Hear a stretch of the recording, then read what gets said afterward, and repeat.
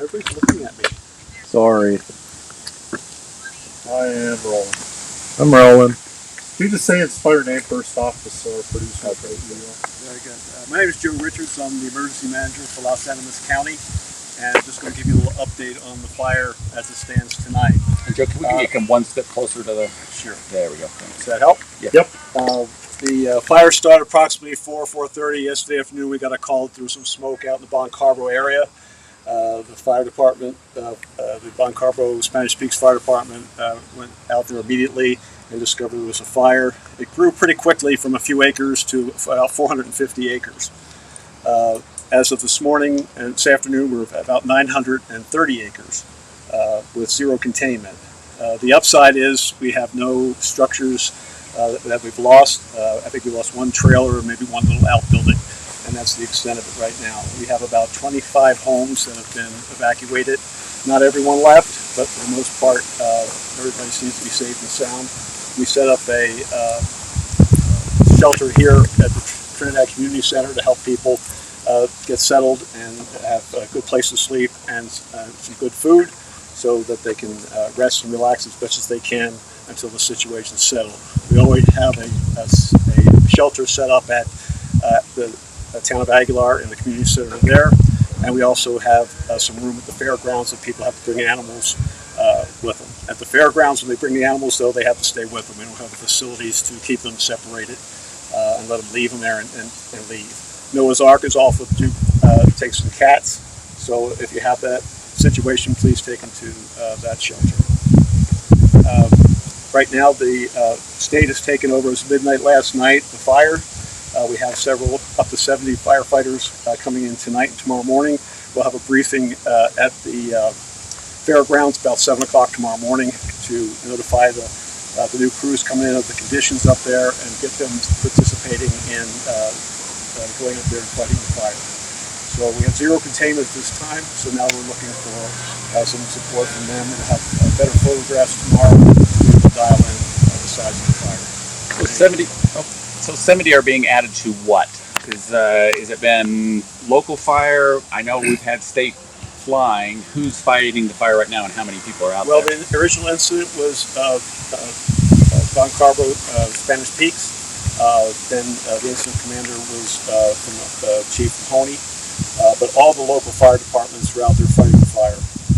Then about midnight last night, there was reached certain parameters, and the state took over fighting the fire. Still including our firefighters, our incident commander was still local chief, and he's still there right now, and we're in the process of turning that over.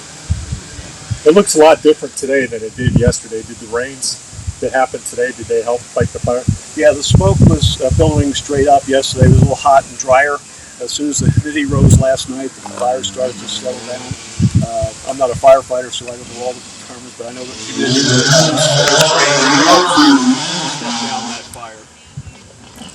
And is part of the reason it's challenging, is it rugged terrain up there? Can you describe kind of what that area is? It pinions and junipers and then rocky terrain, and that just always slows down Well, a we have firefight. all the vegetation you just mentioned. We have brush, low-lying fruit, and we have ponderosas. We've got scrub oak. You name it, we got it. The terrain goes from relatively easy to fight to pretty cliff size. So we're fighting all that. We did have aircraft coming over today, and I believe tomorrow we're supposed to have some helicopters coming in, which can lay some more direct water on the fire.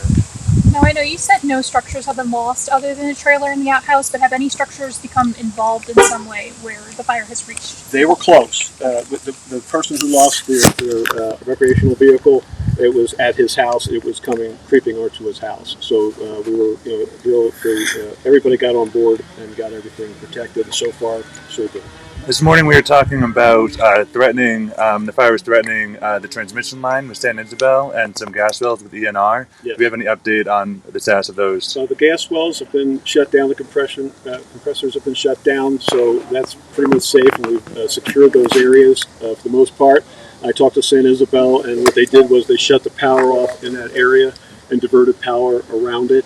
So it put a strain on the system, so they asked everybody to kind of conserve power until we get that place re-energized.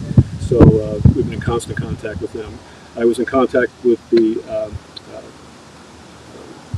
Corps of Engineers for the Trinidad Lake, and they've offered to use all that water we have at the lake to if they need to fight the fire. So I think water-wise, I think we're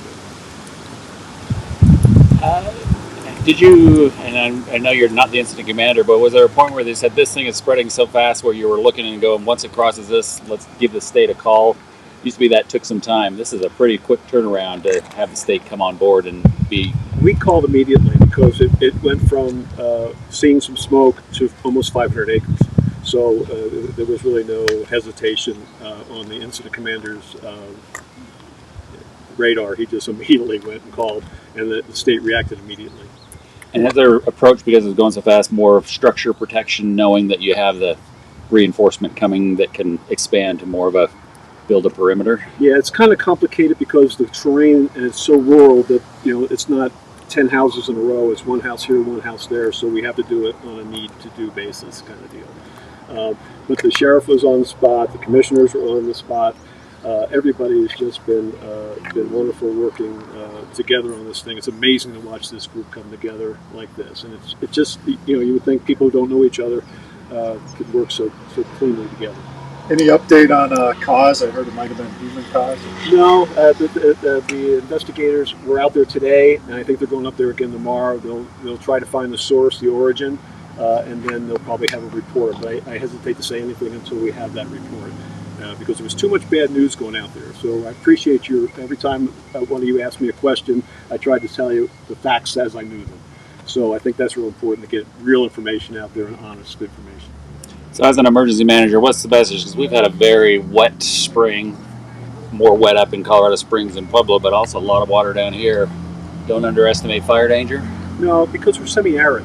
So, it could be wet for a week here, and then 2 weeks later we're dry again. And it may not be as dry as we are without rain, but it's still, as you see, in 24 hours we have 1,000 acres almost consumed, and we have rain.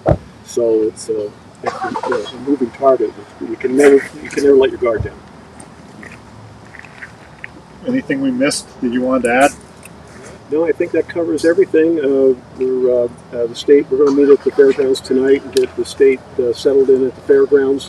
They're going to have an IC center there and orchestrate attacking the fire from there. And we're probably not going to be down there again tomorrow, but where's the best place to get information tomorrow? So just call me. I'll be in the middle of everything, so I won't shy away from everything. I can get it back to you guys and give you all the information you need. Good. Okay. Thank you, sir. Thank you.